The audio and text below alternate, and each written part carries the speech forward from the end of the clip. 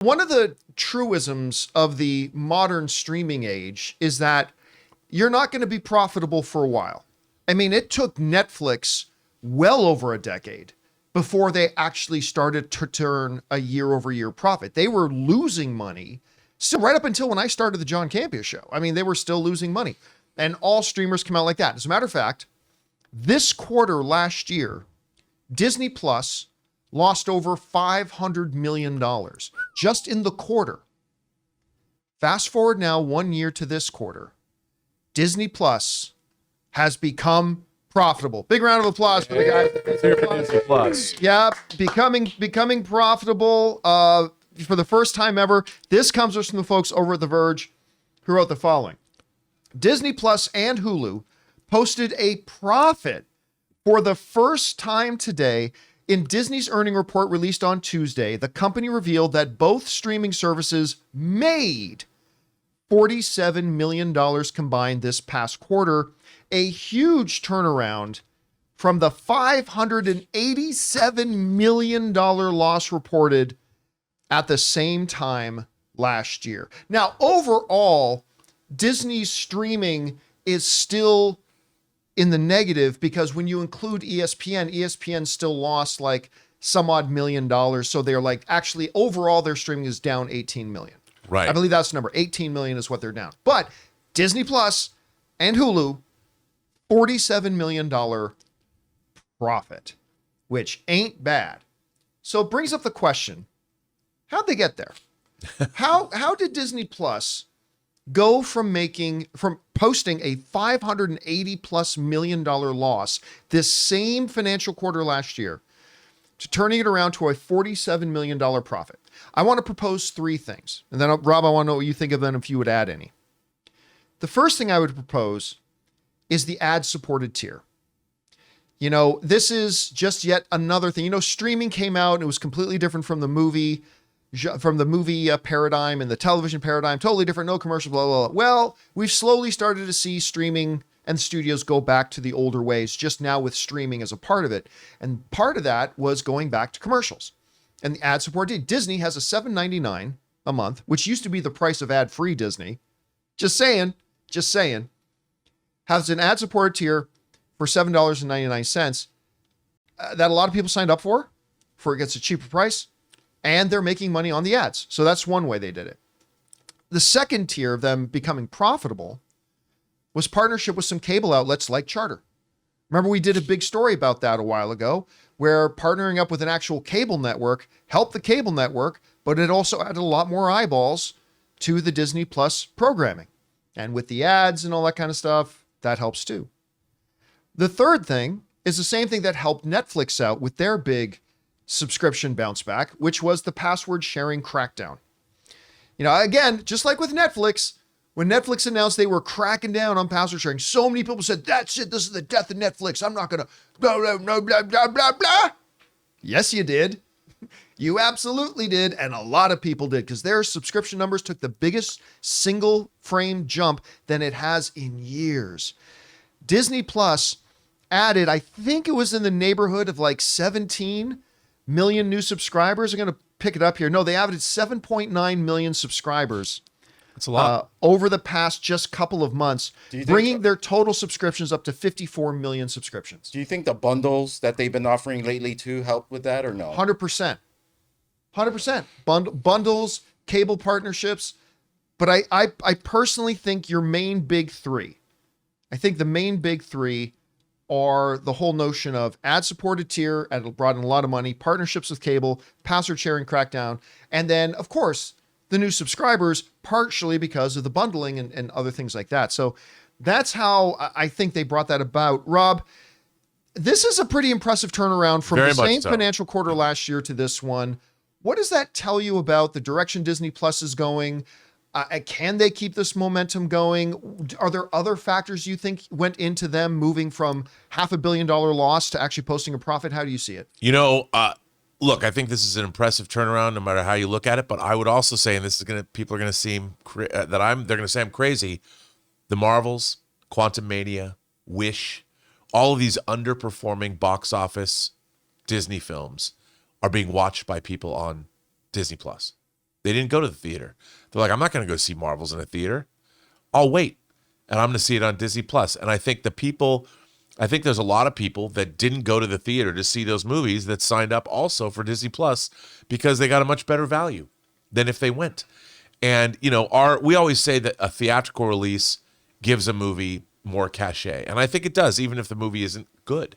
Yeah, because, just as a side note, to your point, I was looking at the streaming charts the other day, and like the Marvels is like number 3. Yeah. Under like Dune and the new Jerry Seinfeld thing. And do you think it would be number 3 if the Marvels didn't have a theatrical run? I don't think so. I don't think so either. Yeah. And I'll tell you something else. I think, and I have no evidence to back this up, I would imagine that for the female audience, especially the younger female audience, that the Marvels is beloved. Maybe not for myself, but I think a lot of people that did not watch Miss Marvel as a series, they watched the Marvels, and Iman Vellani is such a delightful performer in that role. Oh, she's fantastic. I'm sure people went back and rediscovered the Marvels. Because the Marvels rediscovered the Miss Marvel series, maybe even WandaVision. And I think that, there was, I often said, people always said, well, Rob, Captain Marvel was only a success because it was between Infinity War and Endgame. And I'm like, well, also, it provided, for the first time, an MCU headlining character, and I could see, because I saw it 4 times in the theater, don't ask me why, but there was lots of female audience members, meaning mothers and daughters went together. And don't deny that, and the success that Disney has. I think that's part of the reason. And I think once you get to Disney Plus, if you didn't have it, like anybody, there's a lot to delve into. If you then you realize, oh, there's the entire Disney catalog. I wish the Mickey Mouse Club was there from the 50s, but whatever. And there's a lot of stuff to watch, and it's very functional. We've often talked about how we like Disney Plus as an app. There's a lot to like there.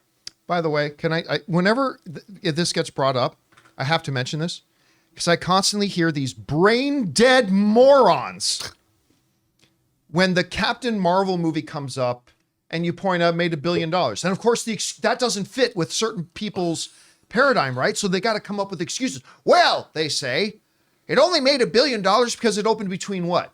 Infinity War and Endgame. Because it opened between Infinity War and Endgame. That's why anything would have made $1 billion if it opened between Infinity War and Endgame. Guess what? Another Marvel movie did open between Infinity War and Endgame. It was called, which one was it called? Ant-Man and the Wasp. And the what? And the what? And the Wasp. Ray, can you double check with me? Because I'm pretty sure, maybe my math is wrong, I'm pretty sure that movie didn't make $1 billion. It did not. But it opened between Infinity War and Endgame. Anything would have made $1 billion opening. It's, how much did... It made $622 million. Oh, so not $1 billion. Anyway, so just to everybody out there, whenever you hear one of these brain dead idiots say Captain Marvel only made $1 billion because it opened between Infinity War and Endgame, say that's funny because another Marvel movie opened in between them and it didn't make anywhere near $1 billion. Although I want to point out that Ant-Man and the Wasp has some spectacular Hot Toys figures. Just saying. That was a driving force. 100% that was the driving force of that thing. That Wasp figure's a banger. What are you doing with that Wasp figure? I put it on a stand and make her fly. That's what I do It with was that Bundles figure. and Bluey. And then I don't touch her again. She stays on a shelf next to Ant-Man. Oh, Ant-Man 1 and 2 were so charming. I don't know what the hell happened with Ant-Man 3. Where did they go wrong with Ant-Man 3? We want to thank a sponsor of today's video, Mint Mobile. My favorite spring cleaning takeaway is the post-clean clarity you get. Wow, how have I been living like this? It's kind of like when you find out that you've been paying a fortune for wireless when Mint Mobile has phone plans for just $15 a month when you purchase a 3-month plan. My last mobile service provider was quite good, but ever since I switched to Mint Mobile, I've enjoyed even better coverage, better phone clarity, and I'm paying less than a third of what I paid to my old provider. Say goodbye to your overpriced wireless plans, jaw-dropping monthly bills, and unexpected overages. All plans come with high-speed data and unlimited talk and text delivered on the nation's largest 5G network. Use your own phone with any Mint Mobile plan and bring your phone number along with all of your existing contacts. To get this new customer offer and your new 3-month unlimited unlimited wireless plan for just $15 a month, go to mintmobile.com/Campea. That's mintmobile.com/Campea. Cut your wireless bills to $15 a month at mintmobile.com/Campea. $45 upfront payment required, equivalent to $15 a month. New customers on first 3-month plan only. Speed slower above 40 gigabytes on unlimited plan. Additional taxes, fees, and restrictions may apply. See Mint Mobile for details. Anyway, guys, the question is for you. What do you think about this? Disney Plus is now profitable for the first time, going from a $580 million loss in the same quarter last year to almost a $50 million profit this year. What do you attribute it to? Whatever you guys think, jump down into the comment section below and let us know your thoughts. Hey guys, thanks so much for watching this video. Make sure you like the video, leave a comment, and subscribe to our channel. And don't forget, we have a daily podcast called the John Campea Show podcast, available on Apple Podcasts, Spotify, or your favorite podcasting app of choice. Go and subscribe to it today so it'll be there when you need it.